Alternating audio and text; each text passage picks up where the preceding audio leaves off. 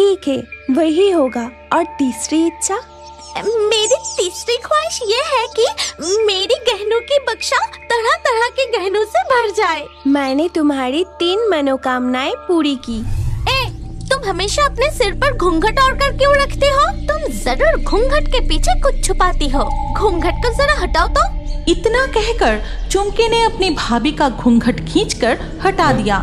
फिर कहा, माँ, जल्दी रसोई में आकर देखो, कैसी लड़की को हमारे घर की बहू बनाकर लाई। बेटी की चीख सुनकर राधिका की सास दौड़कर रसोई में आई। ये मैं क्या देख रही हूँ? हाय हाय हाय, मेरे एक लौते बेटे की बहू ऐसी गंजेरी निकली। छी छी छी, अब मैं समाज में अपना मुंह कैसे दिखाऊंगी? मैं इसे अपना बहू नहीं मान सकती। माँ, आप ऐसा क्यों कह रही हैं? मैंने अपने बालों के लिए कई इलाज करवाए और कई तरह के तेल, जड़ी बूटियाँ सब कुछ इस्तेमाल किए, लेकिन फिर भी मैं कुछ नहीं सुनना चाहती। मैं अपने राजकुमार जैसे बेटे की फिर से शादी करवाऊंगी। हाँ माँ, कोई सुंदर लड़की देखकर फिर से भैया की शादी करवा दो। इस तरह सास और ननंद मिलकर रोजाना राधिका की बालों को लेकर अपमान करते। ये सब सहन ना कर पाने के कारण राधिका हर दिन अकेले नदी किनारे बैठकर रोती थी। ना जाने और कितने दिनों तक मुझे इस तरह अपमान सहना पड़ेगा। मेरे पतले बालों के लिए मैं और क्या ही कर सकती हूँ। मुझसे ये सब और सहन नहीं होता। उधर तब राधिका की सास खाट पर बैठे। अरे चुमकी, जरा मेरे लिए एक गिलास पानी तो ला, बहुत प्यास लगी है। उफ, फिर से वही काम। इतना काम मैं नहीं कर सकती। पता नहीं वो आलसी भाभी कहाँ चली गई। ठीक है, मैं पानी लेकर आती हूँ। ये कहकर चुमकी घर से निकलकर कुएं की ओर गई। फिर कहा, मैं इस भारी बाल्टी को कुएं से नहीं खींच सकती। भाभी से ही पानी भरवाऊंगी और फिर जाकर मैं माँ को दूंगी। लेकिन ये आलसी भाभी कहाँ गायब हो गई, वो देखती हूँ। उधर राधिका तब भी नदी के किनारे उदास बैठे फूट फूट कर रो रही थी। उसकी इस हालत को देखकर 3 सिरों वाली चल पड़ी। ये बेचारी बहू कितनी तकलीफ सहन करती है। इसके वालों की वजह से हर रोज घर वाले कितनी अपमानित करता है। मुझे उसे मदद करना चाहिए। ये कहकर 3 सिरों वाली चल पड़ी। नदी के घाट पर राधिका के पास जाके बोली, राधिका, मैं तुम्हारी 3 इच्छाएं पूरी करना चाहती हूँ। तुम्हें जो चाहिए मुझसे मांग सकती हो। तुम कौन हो? तुम्हारी 3 सिर हैं और पैरों की जगह मछली जैसी पूंछ। तुम कितनी सुंदर और मायावी हो। मैं हूँ 3 सिरों वाली जादुई जलपरी। मैं हर रोज तुम्हें इस नदी के किनारे रोते देखती हूँ। तुम्हारा दुख मुझसे और सहन नहीं हुआ, इसीलिए मैं तुम्हारे सामने आई, वरना मैं किसी इंसान को दिखाई नहीं देती। नदी के घाट पर 3 सिरों वाली जलपरी के साथ राधिका की सारी बातें दूर से छुपकर सुन रही थी राधिका की ननंद चुमकी। अरे, ये मैं क्या देख रही हूँ? उस मायावी 3 सिरों वाली जलपरी से भाभी को 3 इच्छाओं पूरी करने की वरदान मिलेगी। लेकिन मैं ऐसा होने नहीं दूंगी। वो तीनों वरदान मुझे चाहिए। चुमकी वहाँ से निकलकर नदी के किनारे उनके तरफ जाती है। राधिका, लगता है इस तरफ कोई आ रहा है। मुझे अभी जाना होगा, लेकिन चिंता मत करो। जब भी तुम अकेले इस घाट पर आओगी, मैं तुम्हारी 3 इच्छाएं पूरी करने आऊंगी। अब मैं चलती हूँ। इतना कहकर 3 सिरों वाली जादुई जलपरी नदी में डूबकर अदृश्य हो गई। फिर चुमकी नदी के किनारे आकर राधिका से बोली, अरे महारानी, घर के सारे काम कौन करेगा? यहाँ नदी के घाट पर आराम से बैठी हो। घर चलो, बहुत सारे काम पड़े हैं। फिर चुमकी राधिका को कुएं के पास ले जाकर पानी उठाने के लिए कहा। इसके बाद 1 गिलास पानी लेकर चुमकी अपनी माँ को देने के लिए चली गई। क्यों रे, तू तो पानी लाने कब का गई थी? मेरा तो गला सूखकर दम घुटने लगा था। घर में पानी नहीं था, इसलिए कुएं से पानी भर कर लाई। सारा दिन मैं ही काम करती रहती हूँ और भाभी इधर उधर घूमती रहती है। बहू, अरे बहू, जल्दी से मेरे कमरे में आओ। तुम घर के काम छोड़कर इधर उधर घूमती रहती हो।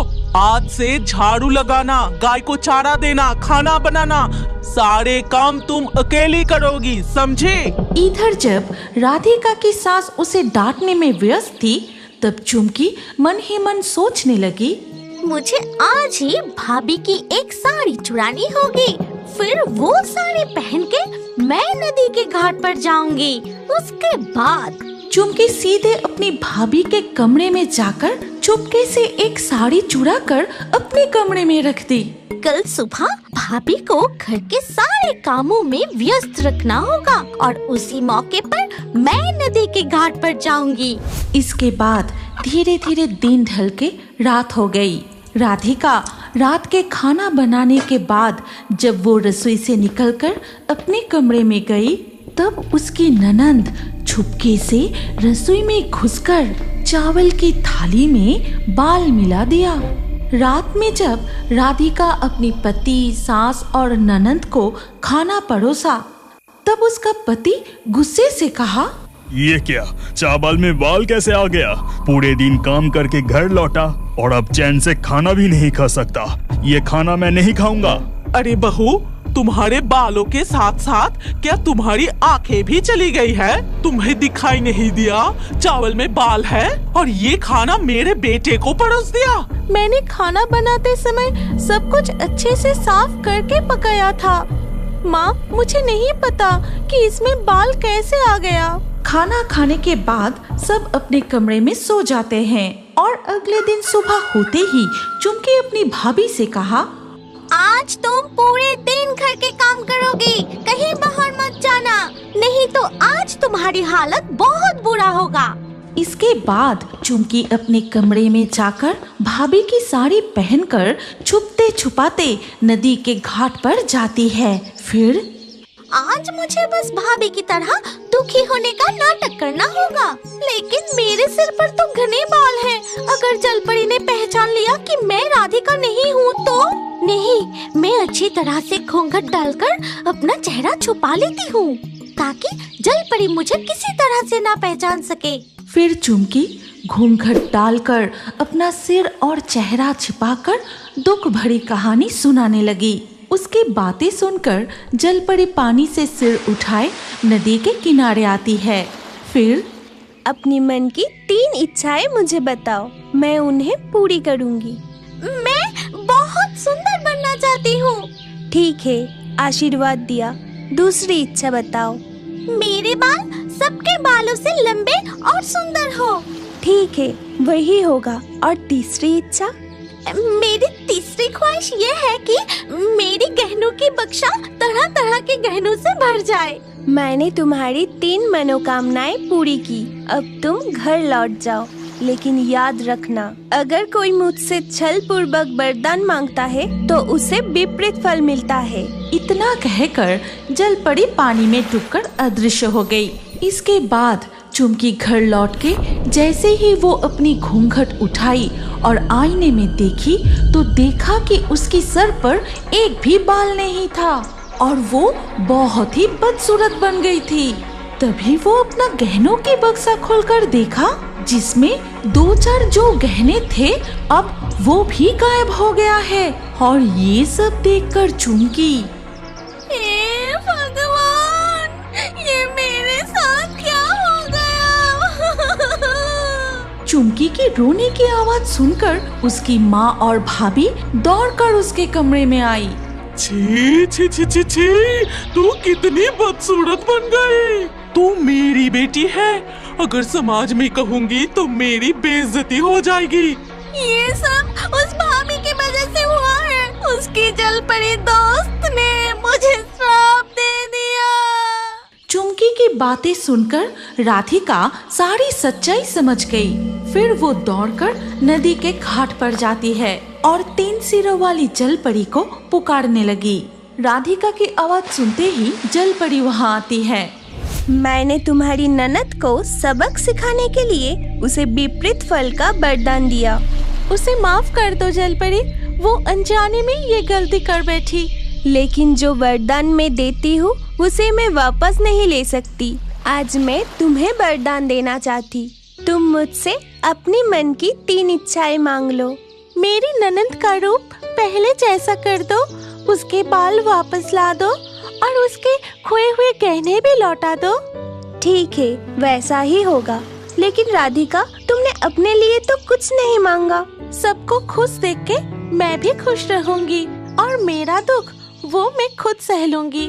मैं तुम्हारी सच्चाई और साफ दिल देखकर बहुत खुश हुई हूँ, इसीलिए मैं तुम्हें और एक आशीर्वाद देना चाहती हूँ। 3 सिरों वाली जलपरी राधिका को जादुई आशीर्वाद देते ही उसकी सर पर घने और लंबे बाल आ गए। फिर जलपरी नदी में अदृश्य हो गई। इसके बाद जब राधिका घर लौटी तो देखी कि उसकी ननद भी ठीक हो गई है। चुमकी को भी अपनी गलती का एहसास हो गया था। उसके बाद से वो सब मिलजुल कर रहने लगे। अरे मणिमाला, उठ जा बेटी, कब का सुबह हो गई है। इतनी सुबह सुबह उठ के मैं क्या करूँगी माँ? मुझे और सोना है। ये क्या बोल रही है तू? घर का इतना सारा काम है, थोड़ा हाथ तो बटा सकती है ना तू? ये तुम क्या कह रही हो माँ? मैं घर का काम करूँगी तो मेरा चेहरा खराब हो जाएगी। मेरी ये सुंदर सी बाल भी खराब हो सकती है। मैं ये सब काम नहीं करूँगी। देख रही हूँ तेरी घमंड दिन दिन बढ़ते ही जा रहा है। इसके बाद मणिमाला की माँ गुस्से में कमरे से बाहर चली गई और मणिमाला बिस्तर से उठकर शीशे के सामने बैठ गई।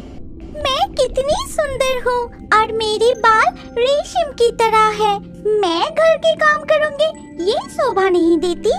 मेरी शादी तो जरूर कोई राजकुमार से ही होगी और मेरे सारे काम नौकर और नौकरानियाँ करेंगे। कुछ समय बाद मणिमाला घर से बाहर निकल के खुले समुंदर में घूम रही थी।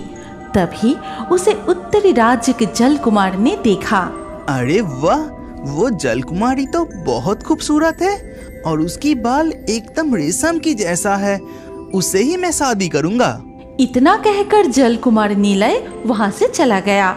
और कुछ दिन बाद एक दिन जब मणिमाला फिर से देर तक सो रही थी, तब उसकी माँ कमरे में आती है और उसे कहती है, अरे मणिमाला, जल्दी उठ बेटी, मुझे तो यकीन नहीं हो रहा है कि तेरी किस्मत इतनी अच्छी है। उफ, अरे माँ, क्या हुआ है? इतना क्यों चिल्ला रही हो? अरे तू जल्दी बिस्तर से उठ, तेरे सपने सच होने वाला है। उत्तरी राज्य का जल कुमार तुझे पसंद करने लगा है और वो खुद शादी का प्रस्ताव लेके यहाँ आया है। क्या सच में माँ? तो फिर मैं अभी सच धज के तैयार होके आती हूँ। फिर उसकी माँ कमरे से निकल के दूसरे कमरे में जाते ही, अरे राजकुमार, आपने तो कुछ भी नहीं खाया, इसमें से कुछ तो खा लो, मणिमाला अभी आ जाएगी। मैं तो सिर्फ मणिमाला को देखने यहाँ आया हूँ, खाना पीना बाद में होगा। उस दिन मैं मणिमाला को सिर्फ दूर से ही देखा था। बातचीत चलते वक्त मणिमाला भी वहाँ आ जाती है। आ बेटी, इधर आ, ये है उत्तरी राज्य की राजकुमार। ये क्या? ये राजकुमार तो बिल्कुल बदसूरत है। इसका रंग भी बिल्कुल काला है। मेरे रूप के आगे ये तो कुछ भी नहीं है। छी, मैं इससे कभी शादी नहीं करूंगी। इस लड़की को अपनी रूप पर बहुत घमंड है। मुझे इस तरह से अपमान किया। मैं सोचा था कि इसकी रूप के जैसे ही इसकी गुण होगी, लेकिन वैसा नहीं, बहुत ही अहंकारी है। इतना कहकर राजकुमार नीलय वहाँ से चले जाते हैं। ये तूने क्या किया बेटी? इतनी अहंकार का सजा तुझे न भुगतना पड़े। इस तरह से किसी को अपमान नहीं करना चाहिए। मैं इतनी खूबसूरत हूँ, मेरे बाल कितने सुंदर है। जरूर कोई ना कोई सुंदर सा राजकुमार मुझे मिल ही जाएगा।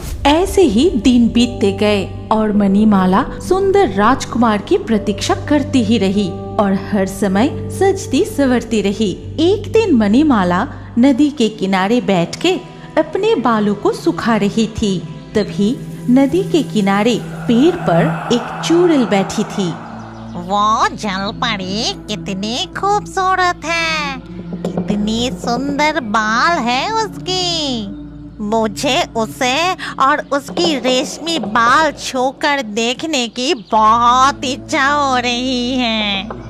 ये सोचते हुए चुड़ैल ने एक छोटी लड़की की रूप धारण किया और जलपरी के सामने आके बोली, जलपरी जलपरी, तुम कितनी खूबसूरत हो और तुम्हारे बाल भी बहुत सुंदर है। मुझे पता है मैं खूबसूरत हूँ और मेरी बाल भी बहुत सुंदर है। क्या मैं तुम्हें छूकर देख सकती हूँ और तुम्हारे बाल भी छूकर देखना चाहती हूँ? लेकिन तुम्हारे हाथ पर तो मैल लगी है। तुम एक काम करो, नदी में डुबकी लगाकर अपनी मैल धो लो। छोटी लड़की की भेष में चुड़ैल तुरंत गई और नदी में डुबकी लगा के चली आई। मैं नदी से नहा के आई हूँ जलपरी, क्या अब मैं तुम्हें छू सकती हूँ? तुम्हें पता है मुझे उस पेड़ की नीले फूलों से सजना बहुत पसंद है, लेकिन मैं तो पेड़ पर नहीं चढ़ सकती। क्या तुम मुझे वो फूल लाके दे सकती हो?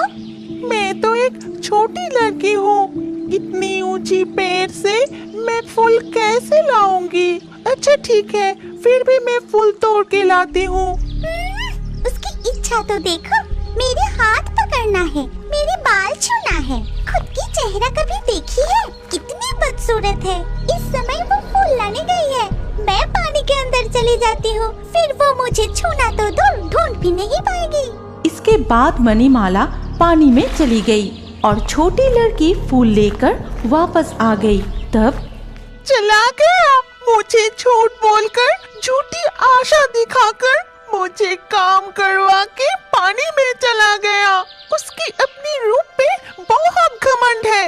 इतना कहकर चुड़ैल अपने रूप में आ जाती है। फिर घमंडी जलपरी, मैं तुम्हें श्राप देती हूँ। तेरी ये सुंदर सी चेहरा और ये रेशमी बाल कुछ भी नहीं रहेगा। अगले दिन सुबह जब मणिमाला नींद से उठी तब अचानक वो चिल्लाने लगी, माँ, माँ, ये क्या हो गई मुझे? माँ बचाओ मुझे, माँ, माँ। मणिमाला की चीखें सुन के उसकी माँ आके बोली, अरे क्या हुआ, इतना क्यों चिल्ला रही है? देखो माँ, मेरी सारे बाल झड़ के बिस्तर पर गिरी है और मेरे हाथ देखो कैसी जली हुई घाव की तरह बन गई है। सिर्फ तेरे हाथ में नहीं, तेरे चेहरा भी घाव से भर गई है। ये सब कैसे हो गई? अब मेरा क्या होगा? तू चिंता मत कर, चल हम जल देवता के पास जाते हैं, वो जरूर कुछ न कुछ इसके उपाय बताएंगे। इसके बाद वो दोनों मिलके जल देवता के पास गए और उन्हें सारी घटना बताई। और सारी बातें सुनने के बाद जल देवता ने कहा, तो ये बात है। अच्छा बेटी मणिमाला, क्या तुम अपने खूबसूरती पर घमंड करके किसी का दिल दुखाया है? ये बात सुनकर मणिमाला राजकुमार निलय और वो छोटी लड़की के बारे में बताती है। ये सब कुछ सुनकर जल देवता ध्यान में बैठते हैं और कहते हैं, समझ गया, ये एक चुड़ैल का काम है, चिंता मत करो, मैं उसे यहाँ बुलाती हूँ। फिर जलदेव ने मंत्र जपना शुरू किया और साथ ही साथ चुड़ैल पानी के अंदर प्रकट हुई। बताइए जलदेव, आपने मुझे क्यों याद किया? चुड़ैल, क्या तूने जलपरी को श्राप दी है? मैंने श्राप दिया है। जब मैं जीवित थी तब मैं भी बहुत सुंदर थी।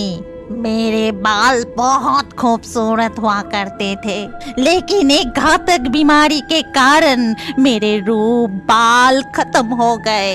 फिर उस बीमारी के कारण मैं भी मर गई। उसे देख के मेरी वो खूबसूरत पल याद आ गई, इसीलिए मैं उसे छू कर देखना चाहती थी और उसने मुझे धोखा दिया।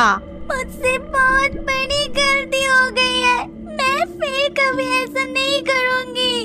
मुझे माफ कर दीजिए चुड़ैल जी।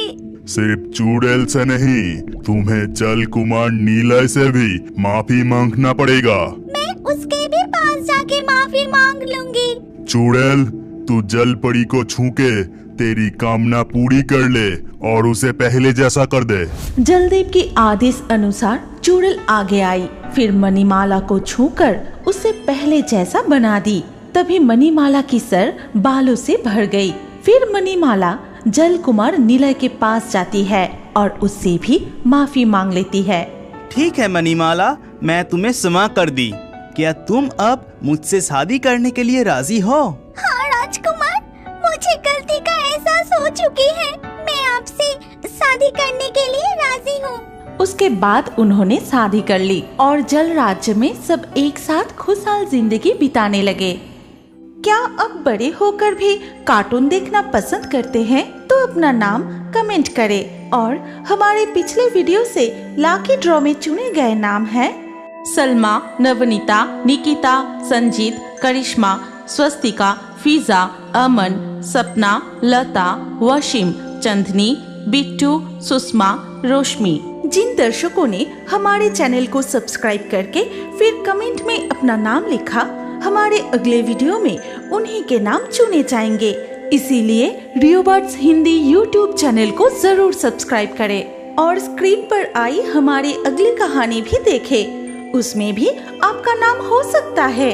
अगर नाम नहीं आया तो अगले वीडियो में आपका नाम लिख दीजिए। सोच क्या रहे हैं? जल्दी से क्लिक करके देखिए।